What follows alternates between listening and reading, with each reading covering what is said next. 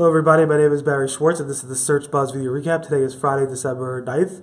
And this is the search news we covered over the Search Engine Roundtable over the past week at scroundtable.com. Very bright for some reason, I'm sorry. And I'm not feeling so great, so I apologize for my voice. In any event, I posted the monthly Google Webmaster Report. It's the December 2016 Google Webmaster Report. The big things that happened this past month was the mobile first index that was started to rolling out. Google had a couple of unconfirmed updates, one on December 10th and one a week later that kind of reversed it. The featured snippets algorithm supposedly was updated, and we saw potentially that the top stories algorithm also was updated. Google also launched a new design, which we'll talk about a little bit later. So if you want to catch up on everything that's SEO related, definitely take a look at this post on December 6th. You'll see all that. We briefly just discussed that Google has launched a new desktop search interface that went live this week. I noticed several tests over the past several weeks of it, but I noticed they've actually started to roll it out on Monday. And Google confirmed a couple days later that is rolling out and everybody should see it, and I think everybody sees it by now on the desktop interface. Here is what it looks like. Let me zoom in so you can see it a little bit. You pretty much get this new top bar. It's cleaner. The tools and settings options over here. Everything is much more boxy. So you take a look at this. It's a little bit more boxy, where everything is kind of boxed in to match more of the mobile design that you would get on your mobile device, as opposed to what you would get on desktop, which was less boxy. I'm going to let that. It's a pretty big image, so you can take a look at it over there if you want, and learn more at SE Roundtable on that topic. John Mueller of Google is doing these topical hangouts, and one of those hangouts was around common myths. And he actually said one of the common myths out there is that you can't trust Google. And the truth is, he says, yes, you can trust us. There's no reason, he said, that you would go ahead and that they would go ahead and try to there's no reason why Google will go ahead and try to push you in the wrong direction. That's totally anti what Google wants to do, he said. And he said, you definitely could trust us. It's a myth that you can't really believe what we say. And a lot of people, especially the comments on my website, specifically say that you can't trust what Google's saying. And honestly, I personally do trust a lot what Google says. And he goes through this for several minutes, starting right at the beginning of the video. So if you want to take a look at the video, just go to December 7th at SE Roundtable and watch the video. And he goes through this topic of why you think you can't trust us, why it's a myth, and so forth, and why you can trust Google. And the truth is, a lot of SEOs do not trust Google, and that's an issue that Google has had since day one, since back when I started covering search 13 plus years ago. Google's John Mueller said that giving charity in exchange for a link is the same thing as doing a paid link. So that's something he tweeted the other day. Somebody says, what about your opinion about getting links in exchange for charity?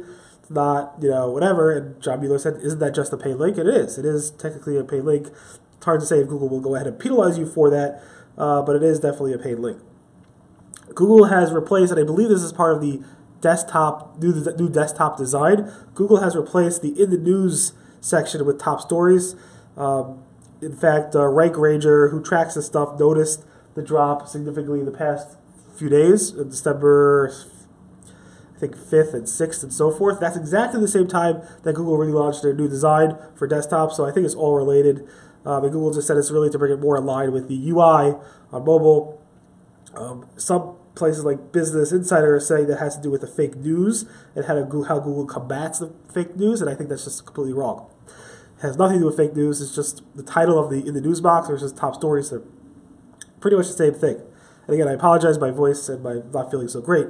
Google has added new book schema markup with an option to buy ebooks. So now this is what it looks like in the UI, the new book schema markup with the buy ebook option.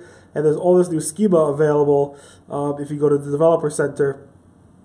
So if I click on that, it'll take me to the Developer Center. Give me all this new schema around books and how to actually mark up my content if I have books, so that Google is able to index it better and show the relevant results better. Google said that crawl budget, or the way you as SEOs and webmasters think of crawl budget in terms of Google, is completely different than what Google considers it internally. John Mueller said this in a video. He said, at Google, we don't really have this notion of crawl budget the way that people are talking about it externally. He added that Google's going to have write a longer blog post, hopefully by the end of this month, describing what crawl budget is really and how SEO should interact with it. But in terms of what most webmasters think and SEOs think, crawl budget is completely different than what Google thinks about it internally.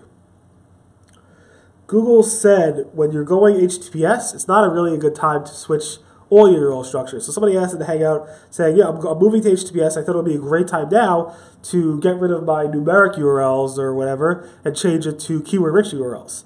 And John Mueller said it's probably not. With a protocol change like HTTP to HTTPS or switching domain names where everything else is remaining the same but the protocol is changing, that's easy. It's a very fast flip switch that Google will say, all right, we'll assume the home site has switched, and that makes it fast and easy for Google to pick up on. If you're changing URL structures, that's individual by every single URL, and there's no really consistent pattern for that, and thus Google has to crawl the whole website. It's a completely different type of move. So be careful with that. Google has told Mike Blumenfeld that the blue pins, or the blue dots, ooh, I have a syntax code error here, sorry. The blue dots that you see the local map, like over here, zoom in a little bit so you can see it, those blue dots, that represents typically what you're searching nearby. So if you do a search for restaurants nearby, near the Empire State Building, the Empire State Building will be in blue, and everything else will be different colors around it. We're trying to get more information about the different colors from the blue pins and the red pins versus the brown pins and so forth from Google, and hopefully we'll see that soon. There are a bunch of people complaining that the Google Maps has dropped the outlining of local city boundaries. What it used to look like is this. Let me zoom in. Used to have these like red boundary lines so you can see what the local boundaries are, and now it's gone. And people are complaining about it. I'm not sure if it's a bug or if it's something else, but people are not happy that they can't find local boundaries in Google Maps. Google AdWords Editor version 11.7 has been released. It has a bunch of new features, including location extensions, bumper ads, responsive ads support, square images for responsive ads, and a lot more options in there. So if you are using Google AdWords Editor, definitely upgrade. You have a lot more functionality that's available to you. Google announced what they call conversation actions. It's a way for developers to actually enable the ability for people to ask questions to Google Home or Google Assistant, voice enabled, specifically for Google Home. So if I want to go ahead and program something for SEO saying, what was the last Google algorithm update, I can go ahead and say, based on my database, the last Google algorithm update that was confirmed was on this date and this date, and to learn more, blah, blah, blah, and that would actually generate a Google card in your Google Home app, and so forth. I could do things like, for the Jewish community, what time does the Sabbath start, or Shabbos start? And it could look up in our database and figure it out based on the location of the Google Home when that stuff is. So there's lots of cool things you can do with it. I'm definitely going to explore that because, again, I think that with feature snippets is the future of Google Home at this point, and we'll see what happens in the future going forward. Some cute things, you can now search Google locally by tweeting to Google on Twitter with an emoji. So here's an example. So for example, I tweeted flour at Google, and Google gave me local results for flour shops. I tweeted at Google hamburger at Google, and it gave me local hamburger joints. I tweeted things like golf, and it gave me golf locations. I did tweet hospital sign, and it did not figure it out, so I could be dead because Google never gave me back the results for the closest hospital. So probably shouldn't be tweeting that you're dying, but people do.